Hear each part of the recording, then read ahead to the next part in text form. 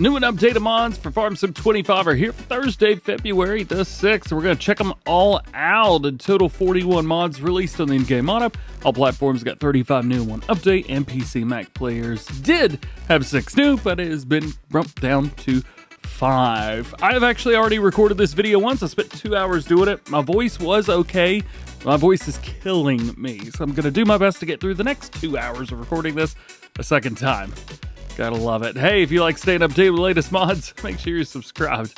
Woo, let's do it. First up today, new for all platforms, get the Claas AXION 930 PTT. This is basically the Claas AXION 930, however, it is the prototype Terra track. Very cool. The engine setup, I don't think matters at all. It's just a US or EU setup through there, and then you could change up the main color of the body, which is very cool. It's set up to be an autonomous tractor, but you could drive it however you want. Next up, we have the Landini 055 series, or 0550 series from Blue Ogden Modding. Got a 2-wheel drive and a 4-wheel drive. Engine options from 65 up to 80.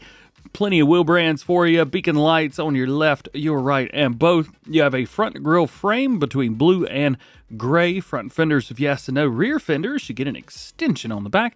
And the interior setup goes blue or black. You also have front weight, which goes up to 400 kgs, and front loader with quickie and Hauer. You also have main color option. Similar story here with the Deutz-Fahr DX3 Series, also for Blue Ogden Modding, a 2-wheel drive and 4-wheel drive versions. Both of them have canopies, engines from 65 to 71 horsepower, plenty of wheels and tires. You go through and find the ones that you like. Beacon lights, this one's just a yes or no. Front fenders is also a yes or no. Front weight is up to 350, but you do have ones in the middle. Front loader attachment between quickie and Hauer, and then you have a license plate. What I believe is our first Bourgault mod. This is a cedar from Hispano Modding.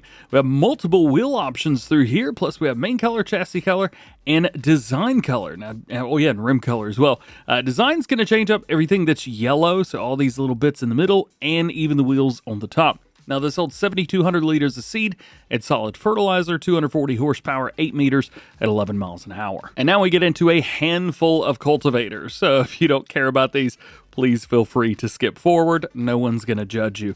First one is the Köckerling Rebell Classic 600T. This is a disc harrow. You do have different wheel setups here, 180 horsepower, 6 meters at 11 miles an hour. Lemken Karat cultivator, the 12500 QUA, 225 horsepower, 5 meters and 9 miles an hour. Rolmako U436 HP cultivator, 245 horsepower, 6 meters at 8 miles an hour. Rolmako U614 HP standard, this is a disc harrow. This one, 240 horsepower, 6 meters at 11 miles an hour. And a subsoiler, the Rolmako U614.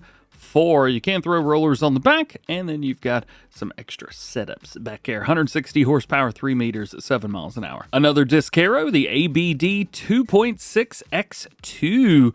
On here, you've got a couple different setups for decals. Of course, speed limit and manufacturer. Color of round reflectors, white and yellow and red. And color of the triangles, yellow, white, and red. Then you have main color. It's 80 horsepower, 2.8 meters, 7 miles an hour. Our next one's the Joskin Modulo 16,000 Basic. This is a slurry spreader, 15.8 thousand liter capacity, 140 horsepower is required on the PTO, 14 meter spread at 9 miles an hour. You do have some fender options through here. We also have a main color, which is everything that's in green, design color, which is going to be everything in red there, and then of course rims are rims. From Universe Simumodding, we have an auger wagon. This is the Perard Interbenne 46,000 liter capacity, 300 horsepower is required at the PTO. You do have a platform on the front as well as mud guards around towards the back sides. Very cool mod. This was released in a pack in 22. I don't know if the rest of the pack's going to be coming to the game or not, but very cool to see this in the game nonetheless. Also from Universe Simumodding, the Dangreville PE 32 low loader. This one's pretty sweet. It's got a couple different elevation levels in there, and it hooks up via a ball hitch. Another slurry spreader, the Meprozet PN-100, 10,000 liter capacity, 100 horsepower required, 14 meter spread at 10 miles per hour. You do have fenders on there. You can throw a pipe around towards the back side. We've got a ladder on the front, attachment type. You've got a ball or a pin hitch. And then you got frame, pipe, add-ons color, and rim color. Those add-ons are going to be all the black stuff at the front. This one's pretty neat. It's the Claas Vario 620 trailer. Now this actually works with the Vario 620 header, the one in the base game. So if we jump out of here real quick, and I can show you guys this, jump over to your combines, go to your grain heads. This guy right here, that is what it works with. This previously worked with the N40BX from Nardi, which is also in the base game. However, if you want a Claas trailer for it, now you got one. Next one's going to be the Lizard RB12T. This is from GNFS. We talk about them every once in a while in Farm Sim News. It's a 12,000 or 15,000 liter trailer.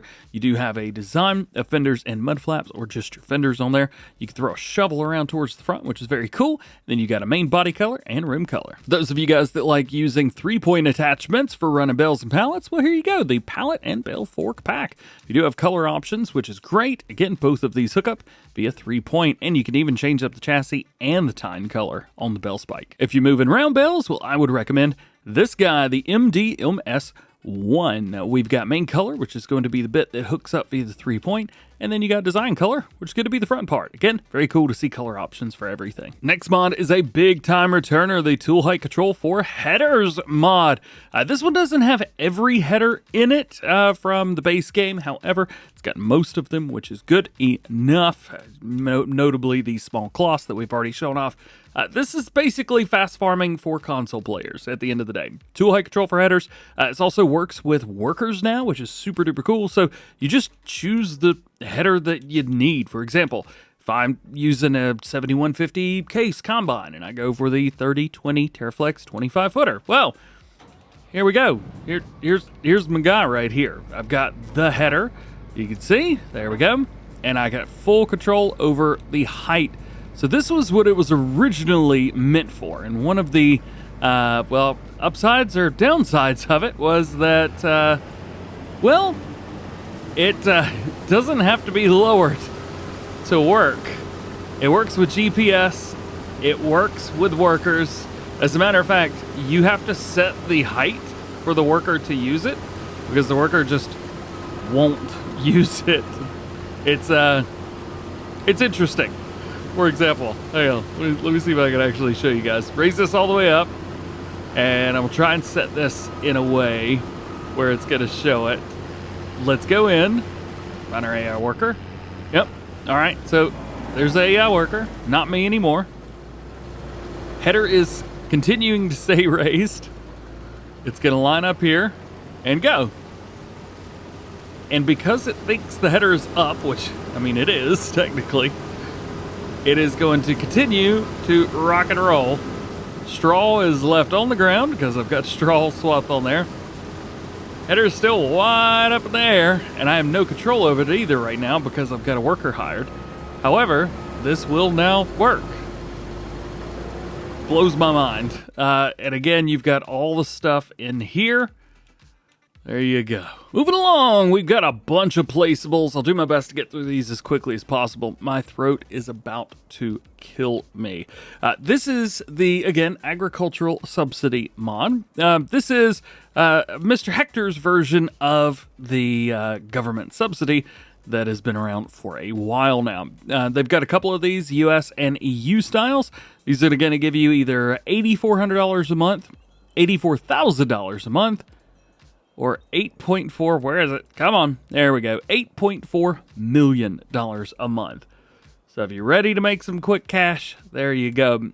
Just a heads up, the mods are all backwards. As you can see, I've had to flip this around. So all of Mr. Hector's, whenever you buy them, are unfortunately turned around the wrong way, at least from the way you would expect them to be. Next up, we have the Sell Anything mod from Schultz Modding. I'm going to show you basically this one. So go over here. That's going to be your logs, and literally everything else holds all of your custom things. Say holds.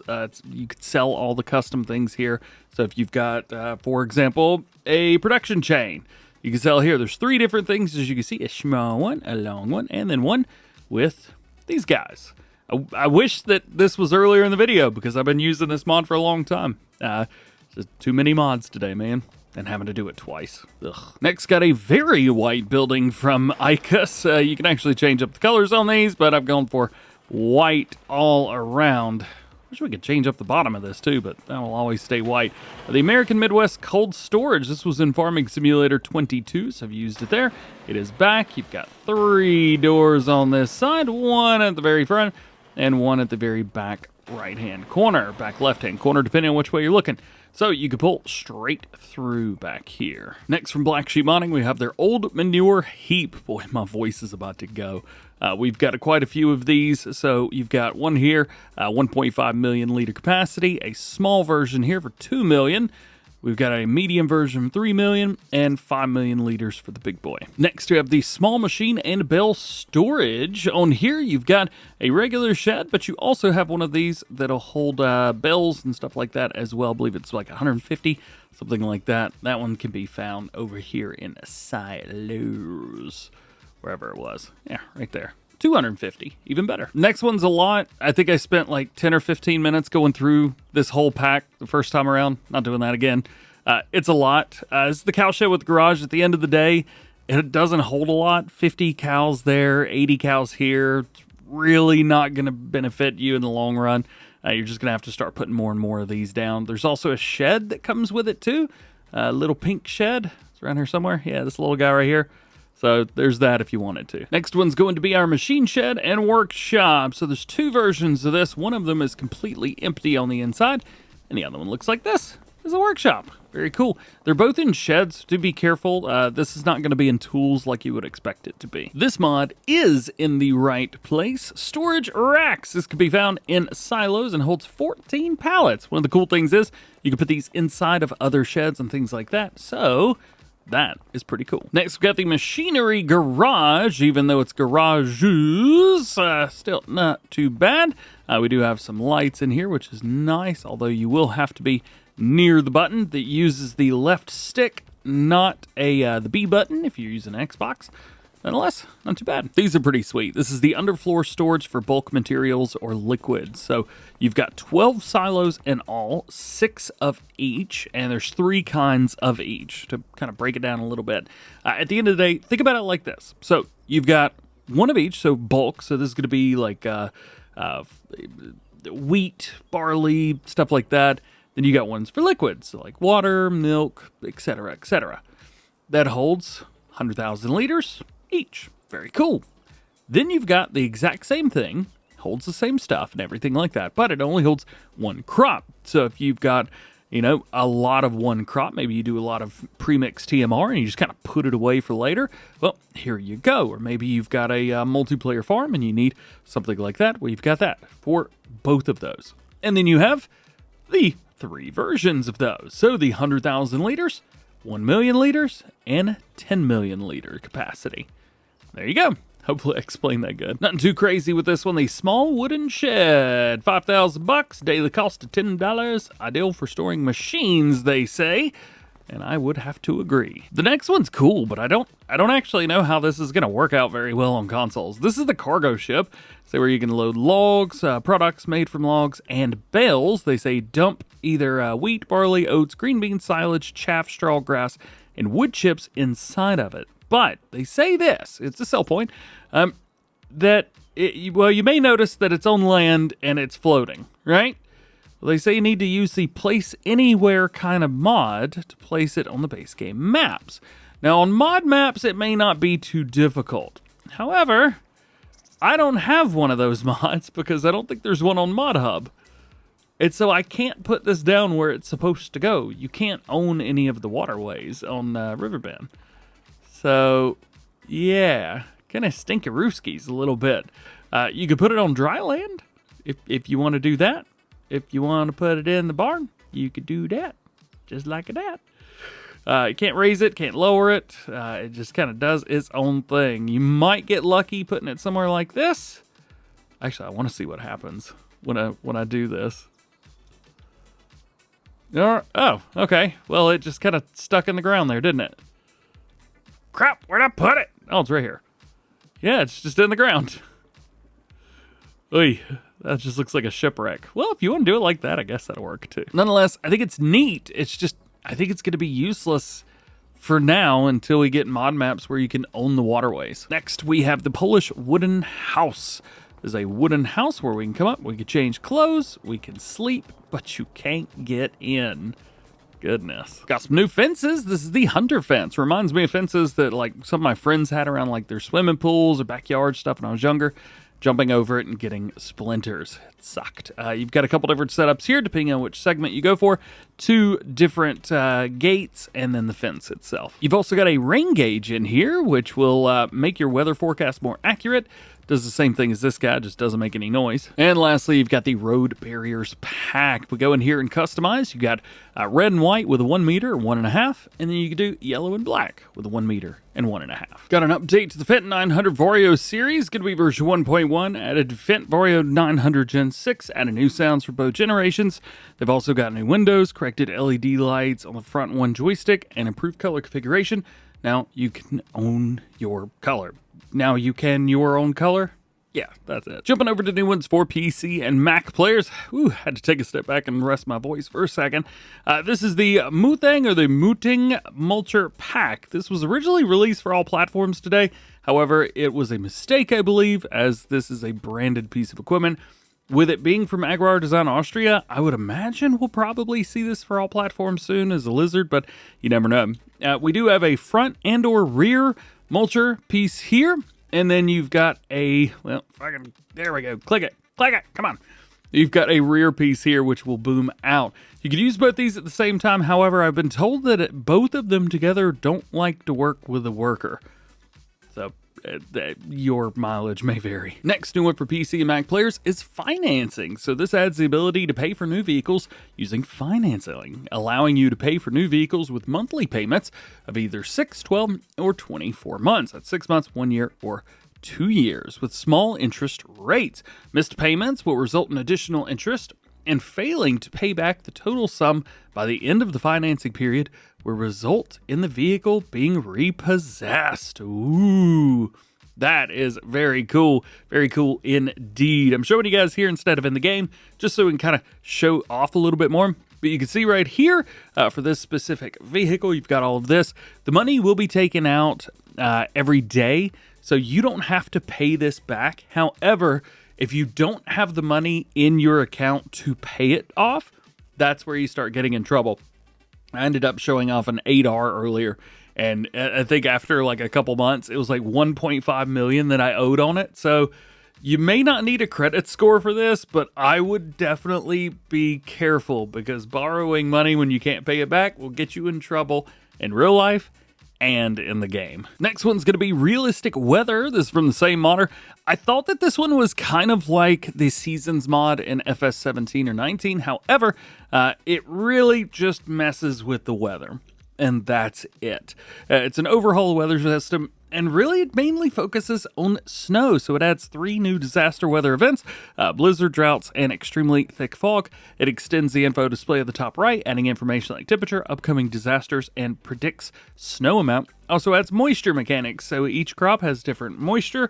Being in that range will increase the harvest yield. That's pretty cool. There's a lot of other stuff through here as well, like moisture changes constantly depending on sunlight, temperature, and rainfall. Low moisture will wither, so that's kind of neat. So on and so forth. Also, you got things with blizzards, drought, so that's kind of neat, and extremely thick fog may occur when visibility is extremely low for up to 14 hours. It's not a disaster thing or anything like that. It's just a really neat thing that happens. Also, wheel physics have been changed up depending on what's on the ground and what kind of wheels you're using.